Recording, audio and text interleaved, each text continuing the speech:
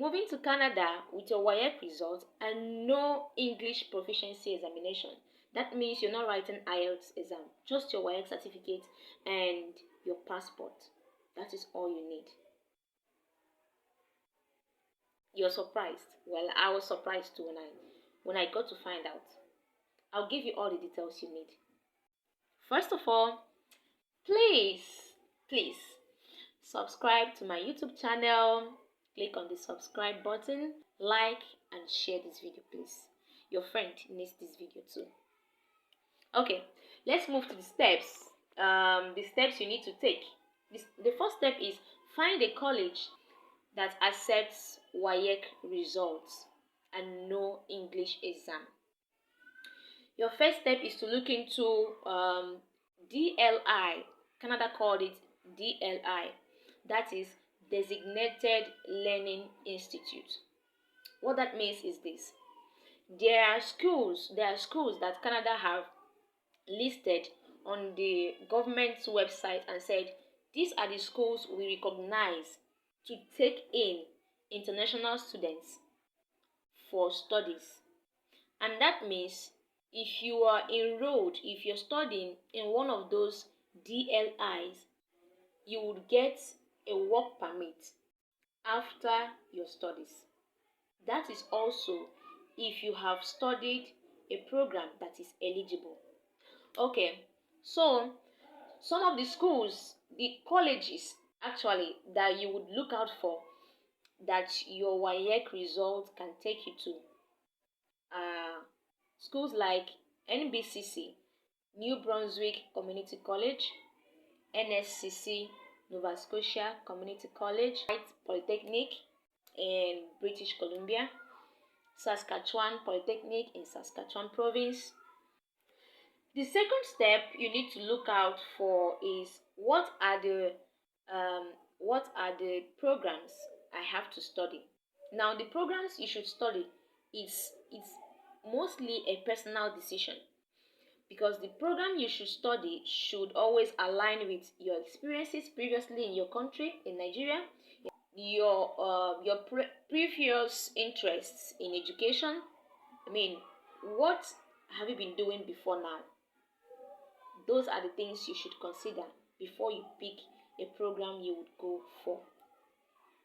And now, while picking the program you go for, you should also be sure that the program is eligible for postgraduate work permit.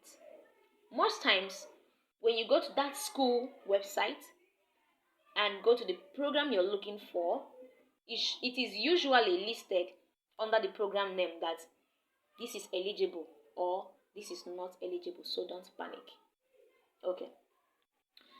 The next step is you would apply to the school when they open their application portal for the intake. You would apply. How do you do that? For example, the intake for September 2026, next year 2026 September, for a school like NBCC, New Brunswick Community College, the application portal will open this year, September 5th, 2025. Did you see that? 12 months gap. This will give people enough time to prepare. You apply, you get admission, you talk about your study visa. I hope you got that. Okay. So, what you need to apply are things like your WAEC, your passport, your application fee. 80% of the schools will charge 100 Canadian dollars for the application. And some schools will ask you to write a statement of purpose, like they need you to explain to them why you chose their school and why you chose the program. It's not a rocket science. It's something you can just close your eyes and sketch out. You don't even need to do too much work there. The next step is this. When you apply, you wait for your offer letter. Now, if you are admitted to that school, they would send you an email usually there's an application portal, so you always have your login details to the portal. In the portal, you go in there, you check the progress, you check if you've been waitlisted, you check if you've been offered an admission, you check if they need a further requirement, documents requirements from you.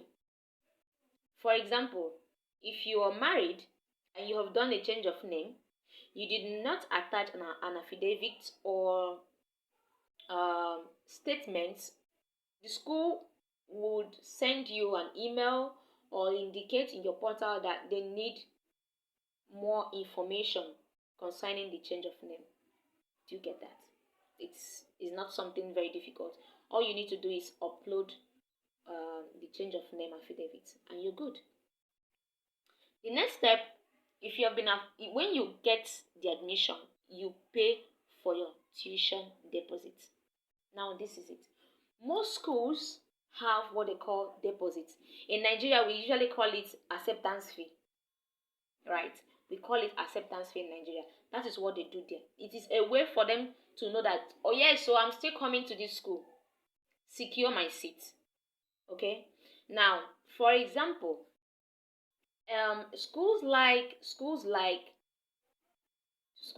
New Brunswick Community College, their deposit fee is usually 1,500 Canadian dollars. Sorry. Schools like Red Deer Polytechnic, their deposit is also 1,400 Canadian dollars. This means if your total tuition and fees should have been 10,000, you're going to remove 1,400 and pay. Please keep my seat for me. And then the balance, that should be how much? That should be 8,600. You still there. You hold it because you still need to pay your fees. Okay. Now, pay your deposit fee to secure your seat first. You can as well choose to pay more fees. That is to show that you are ready. That's it. The next step is you apply for your visa, your study visa. Now, this is where many people delay. Once you get your letter of acceptance from your school, you need to gather your documents. You need to gather proof of funds,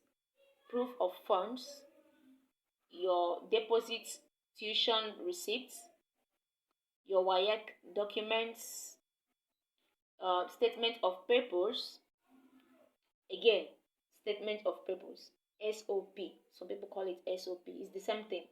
What it means is that Canada will not call you for a one-on-one interview like the US do. So your statement of purpose or letter of explanation is a way for you to explain those things you would have loved to tell your visa officer. Those things you would have loved to talk about. Those things explain. There are things you would want to tell the visa officer to convince that person that this visa should be given to me. So you write them down. I'll do a separate video to show you SOP samples and how to write your SOP. Don't leave this channel. Also, you need a strong proof of home ties. They know you are not coming back, but they still need you to prove to them that you're coming back to your country. So you need a home ties. You don't necessarily have to be married. Your mom is your home tie. Your father is your home tie. Your family, your niece, your nephews, your uncles, your village people, even your church, your choir members. If you're someone that you are part of the usher members in your church, you are a worker in your church, perfect. They want to know that you have things going on for you here in your country and you're not leaving it. You're coming back for it. That is what they want to hear from you. So state all that. Put all that you need to put for them. And you're good. This will help your application so much. And you will come back with testimony. Don't forget to bring my tithes. Okay, the next step is this is bonus. Okay, I'm going to give you these bonus tips. These are 3 things you should know. One, make sure you apply very early. In fact, apply the same day that the application portals will open. Very important. Write your SOP in your own words. Do you know why? No two people in life have the same story. Just like they say, no two pregnancies are the same. Children that were born by the same mother, but they usually have the same different attitude and approach to things. That is it. You have your story, I have my story. So write your SOP by yourself. Okay, sometimes you might need someone to help you look at it. It's okay. You can write your SOP and someone will help you go through it and point out where he or she thinks you need to make adjustments. It's fine. Okay, so yes, if you've been wondering how to move to Canada without a university degree, without a master's, without a PhD, this is the answer. This video is the answer. So I'll give more tips on the things you should do. I'll go into more details on how to write your SOP, on what your proof of fund, the funds, the finances you need for this movement. I will do another video for it. Put your questions in the comment section and I will look at them. Okay, thank you very much and see you in the next video when we'll talk about the finances involved in this movement. Bye.